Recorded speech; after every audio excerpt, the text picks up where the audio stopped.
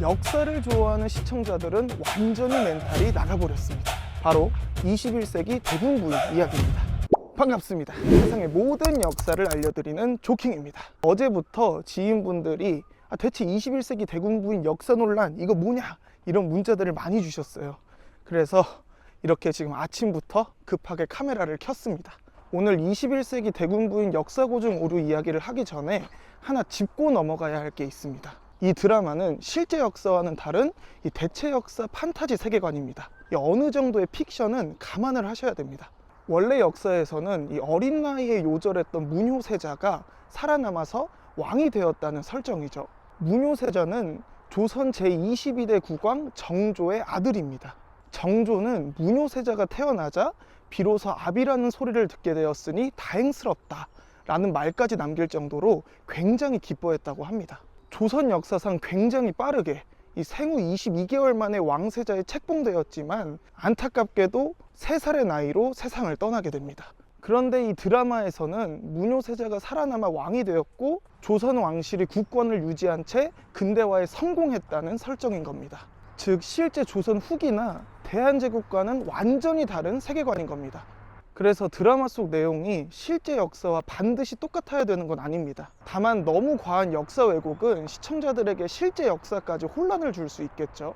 오늘은 21세기 대군부인 속에서도 이 역사를 좋아하는 사람들이 많이 언급했던 이 대표적인 논란들에 대해서 다뤄보도록 하겠습니다. 첫 번째 논란입니다.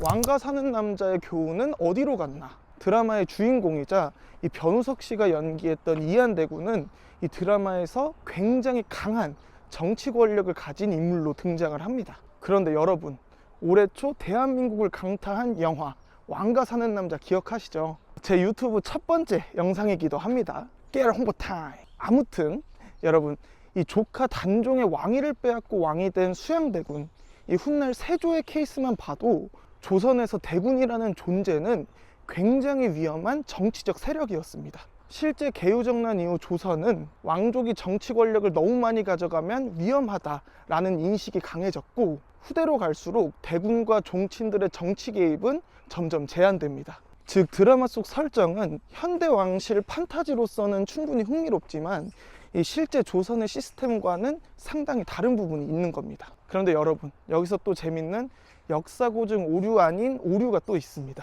극중 이한대군에게 21세기 수양대군이라는 멸칭, 이 비하하는 별명이 붙는데 이것도 역사적으로 보면 좀 웃긴 설정입니다. 왜냐하면 실제 조선 왕조 자체가 이 세조 이후 예종부터 순종까지 계속 세조로부터 이어져 오거든요. 즉 왕실 입장에서는 이 세조가 왕조의 정통을 이어준 선조인 겁니다.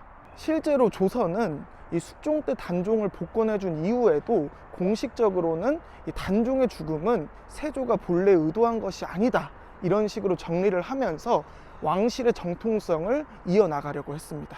그런데 극중 세계관처럼 왕실이 무너지지 않고 현대까지 이어졌는데 이 대중들이 공공연하게 민감한 금기어였을 이 제2의 수양대군이라는 표현을 썼다? 저 세계관이라면 왕실 모독죄로 끌려갈 수도 있는 거죠. 두 번째 논란입니다. 왕의 길을 사람들이 마구 밟고 다닌다? 여러분, 혹시 조선 궁궐 가보신 적 있나요? 이 궁궐에 가보면 가운데 넓적한 돌, 이 박석이 깔려 있는 걸 볼 수 있습니다. 특히 가운데 돌이 가장자리에 있는 돌보다 살짝 높게 튀어나와 있죠. 이를 어도, 즉 왕이 다니는 길이라고 불렀습니다. 그런데 이 드라마에서는 이 어도를 사람들이 막 자유롭게 오갑니다. 이 실제 조선 궁궐에서 어도는 이 왕권의 상징과도 같은 공간이었기 때문에 이 신하들도 함부로 밟을 수 없는 그런 곳이었습니다. 사극에서 신하들이 가운데 길은 비워두고 양옆으로 다니는 이유도 여기에 있습니다. 세 번째 논란입니다. 만세가 아니라 천세? 이한대군 즉위식 장면에서 갑자기 신하들이 천세, 천세, 천세를 외칩니다. 이 천세라는 표현이 익숙하지 않은 분들도 계실 텐데 만세는 익숙하시죠? 이 만세는 원래 장수를 기원하는 표현입니다. 그런데 동아시아 전통 질서에서는 이 만세를 아무한테나 쓸 수가 없었습니다. 황제에게는 만세, 왕이나 제후에게는 이 천세를 쓰는 경우가 많았습니다. 즉 국중에서 신하들이 천세를 외쳤다는 건 이 세계관 속 군주가 이 자주적인 황제라기보다는 왕 혹은 제후국 단계의 군주라는 해석이 가능한 겁니다. 네 번째 논란입니다. 왜 모자 앞에 줄이 9개 뿐이지? 여러분, 이안대군 즉위식 장면을 보면 이 이안대군이 쓰고 있는 모자, 즉 면류관 앞에 구슬줄이 늘어져 있는 걸 볼 수 있습니다. 이 면류관에서 류는 이 구슬줄을 의미합니다. 전통적으로 황제는 이 11류 면류관, 즉 앞뒤로 12개씩 총 24개의 줄을 사용했고, 조선 국왕은 9류 면류관, 즉 앞뒤 9개씩 총 18개의 줄을 사용했었습니다. 실제 대한제국은 이 황제국을 선포한 이후에 12류 면류관 체계로 격상을 합니다.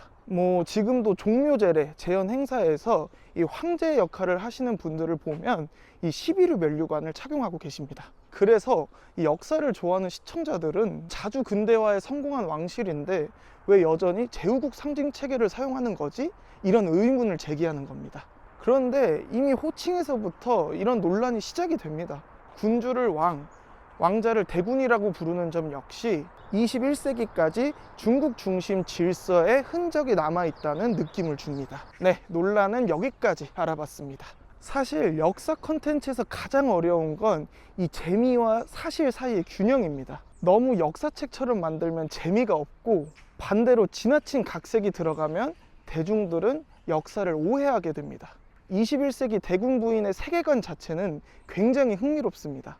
최고 시청률 16.3%가 그걸 증명해주죠. 이런 드라마는 많은 시청자들에게 역사적 호기심을 불러일으킨다는 순기능도 가지고 있습니다.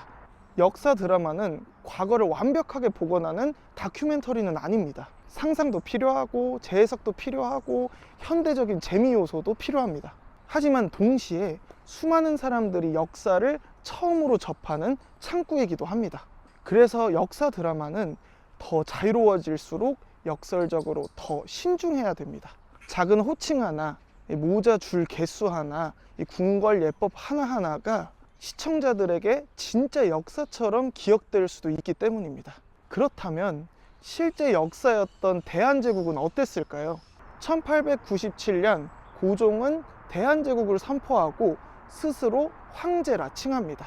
이 조선은 오랫동안 중국의 명나라, 청나라 중심의 질서 속에 있었지만 격동의 시기를 맞이하면서 우리도 독립된 주권국가다 라고 보여줄 필요가 있었던 겁니다. 그래서 국호도 조선에서 대한으로 바꾸고 황제 즉위식까지 진행하게 됩니다. 특히 이 중국 사신을 맞이하던 남별궁 터에 하늘의 제사를 지내는 황구단을 세우고 또 황제 즉위식을 진행한 것은 우리는 더 이상 다른 나라의 아래가 아니다 라는 것을 선언한 것이었습니다.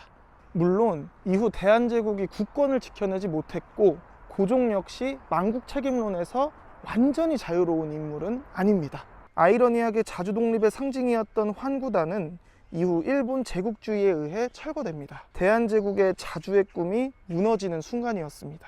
일제는 1913년 조선철도호텔 건설을 이유로 이 환구단 본단을 헐어버렸고 지금은 황궁만 남아있는 상태입니다.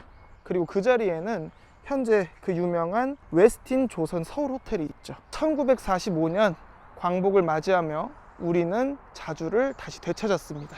그리고 오늘날 우리는 그 자주의 소중함을 하루하루 느끼면서 살아가고 있습니다.